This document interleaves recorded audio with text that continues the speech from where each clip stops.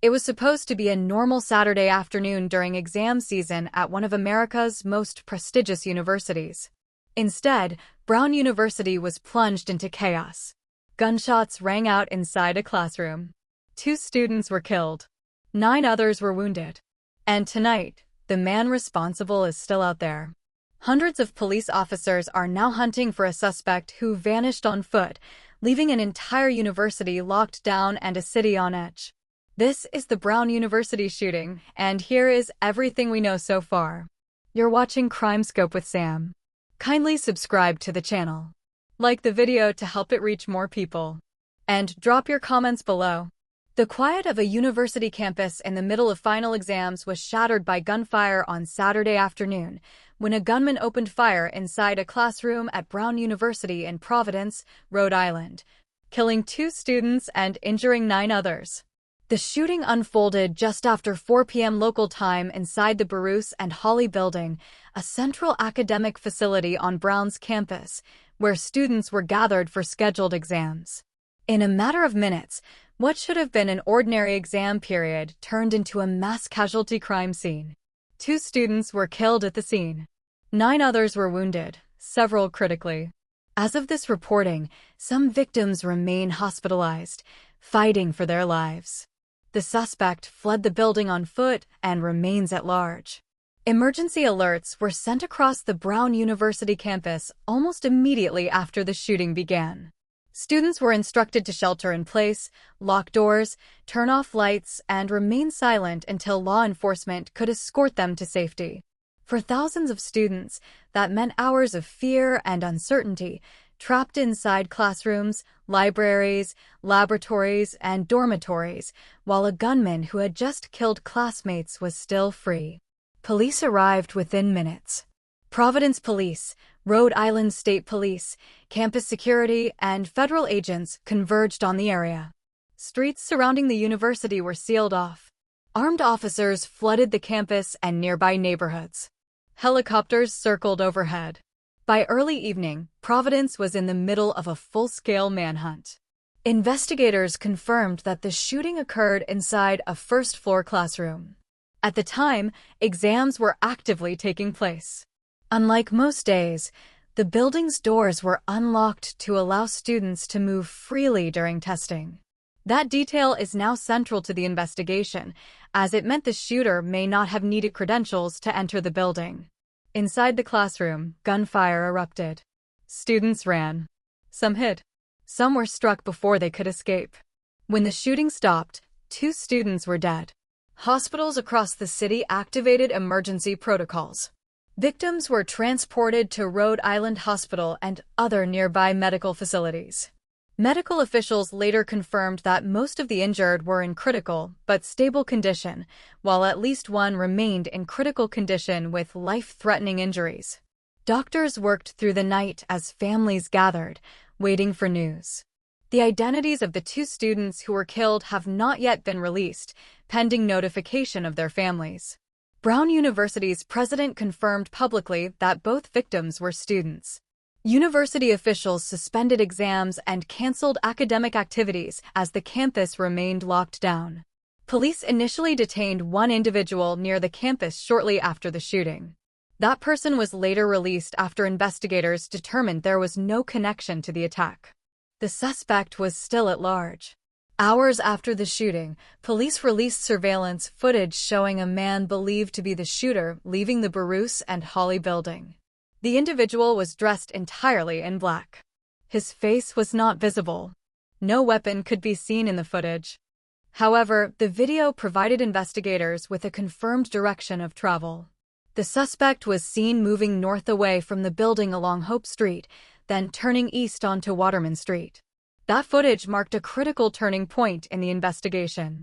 Law enforcement immediately began expanding the search area, reviewing additional surveillance footage from surrounding buildings, traffic cameras, and private doorbell systems. Investigators are now working to reconstruct the suspect's movements minute by minute, determining whether he changed clothing, discarded a weapon, entered a vehicle, or received assistance after fleeing the scene. As of this reporting, the weapon used in the attack has not been recovered. Authorities have not confirmed whether the suspect was a student at Brown University, had any affiliation with the campus, or acted with a specific motive.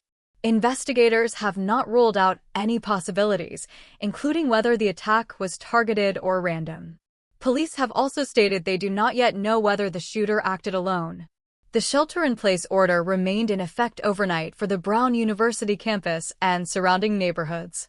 Students described being escorted out of buildings one by armed officers, instructed to drop their belongings, raise their hands, and submit to searches before being allowed to leave. Others remained locked inside rooms until early morning hours. Providence Mayor Brett Smiley confirmed that the unlocked status of the building due to exam schedules is now under review. Most Brown University buildings typically require card swipe access, but that security measure was not in place at the time of the shooting. Officials have stated that campus security protocols will be evaluated following the attack. By Sunday morning, the broader scope of the tragedy became clear. This shooting marked one of nearly 400 mass shootings in the United States this year alone. According to data from the Gun Violence Archive, the Brown University attack brought the national total to 389 mass shootings in 2025, with more than 345 people killed and over 1,800 injured nationwide in similar incidents. For students on campus, statistics meant little compared to the reality they had just lived through. Some students described hiding under desks for hours. Others spoke of turning off lights, silencing phones, and remaining completely still, unsure if the gunman would return. Several students said they learned classmates had been killed only after being escorted outside by police. As night turned into morning, the manhunt continued. State and federal law enforcement agencies remained on high alert. Armed patrols continued throughout Providence. The suspect's identity, motive, and whereabouts remained unknown. The community was urged to remain vigilant and report any information that could assist investigators. President Donald Trump confirmed that he had been briefed on the shooting. Federal authorities remain involved in the investigation. As of this reporting, the suspect has not been apprehended. 2 students are dead. 9 others are injured. A university campus remains shaken. And a gunman remains on the run. As daylight returned to Providence, the scale of the investigation surrounding the Brown University shooting became even more evident. Law enforcement activity intensified across the city as the manhunt entered its second phase. Officers widened their search perimeter, moving beyond the immediate campus area into surrounding residential neighborhoods. Tactical units were deployed to strategic locations. Surveillance footage from dozens of sources was collected and reviewed overnight. The suspect, described only as a male dressed entirely in black, remained unidentified. Authorities confirmed that nearly 10 hours after the shooting, investigators still had no confirmed identity, motive, or known affiliation between the suspect and Brown University. Officials stressed that the lack of information did not indicate a stalled investigation, but rather the complexity of tracking a suspect who fled on foot in a densely populated urban environment. Providence, home to Brown University and several surrounding residential communities, presents a challenging terrain for law enforcement during a manhunt of this scale. Narrow streets, multiple escape routes, and heavy pedestrian traffic complicate tracking efforts, especially when a suspect blends into the general population. Investigators are now focusing on 3 critical lines of inquiry. First, identifying the weapon used in the shooting. Agents from the Bureau of Alcohol, Tobacco, Firearms, and Explosives are assisting local police in determining the type of firearm involved. Ballistic evidence recovered from the classroom is being analyzed to establish the weapon's make, model, and potential origin. Tracing the firearm could lead investigators to a registered owner, a prior purchase, or a theft report, any of which could provide a breakthrough. Second, reconstructing the suspect's movements before and after the attack. Surveillance footage from the Baruch and Hawley building shows the suspect exiting shortly after the shooting. While the video does not reveal facial features or a visible weapon, it confirms a clear path of travel away from the scene. From that point forward, investigators are working outward, building a timeline that includes nearby campus cameras, traffic cameras, business security systems, and private doorbell cameras. Law enforcement has urged residents to review footage recorded during the hours surrounding the shooting and report anything suspicious. This process is painstaking but critical. Third, investigators are examining potential digital evidence. In cases of mass shootings, attackers sometimes leave behind a digital trail in the form of social media posts, text messages, emails, online searches, or communications with friends or acquaintances. Authorities are analyzing online activity connected to individuals of interest and monitoring platforms for any claims of responsibility or related content. As of this reporting, no manifesto or public statement connected to the attack has been identified. Inside Brown University, the campus remained largely frozen. Classes were suspended. Exams were canceled. Academic buildings stayed locked under police supervision. Students were advised to remain off campus if possible, while those living in dormitories were instructed to continue sheltering or leave only when cleared by law enforcement.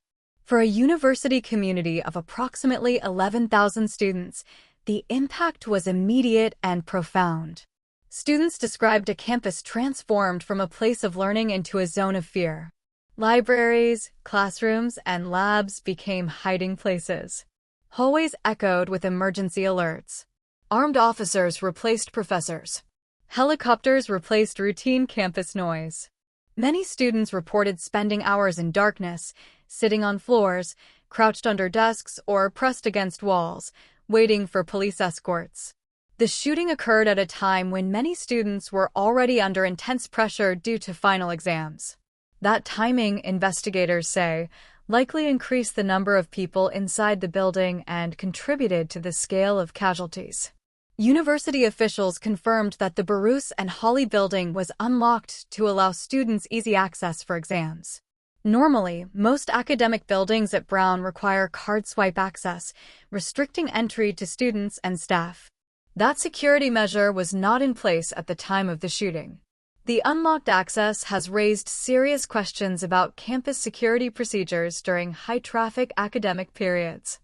Officials have stated that a full review of security protocols will be conducted once the immediate investigation concludes. That review is expected to examine building access policies, emergency response procedures, and coordination between campus security and city police. Medical officials provided an update on the victims as hospitals continued treatment. Of the 9 injured, several sustained gunshot wounds. Others were injured by fragments or debris during the chaos. One victim was initially unaware they had been injured and left the scene before later seeking medical attention. Doctors described the conditions of the injured as critical but stable in most cases. Families remained at hospital bedsides, waiting for updates. The 2 students killed in the shooting were confirmed dead at the scene. Their names have not yet been publicly released. University officials indicated that counseling and mental health services are being expanded to support students, faculty, and staff affected by the tragedy. Grief counselors have been deployed across campus and are available remotely for those unable or unwilling to return. As the investigation continued, federal authorities confirmed their involvement. The FBI and ATF are working alongside Providence Police and Rhode Island State Police.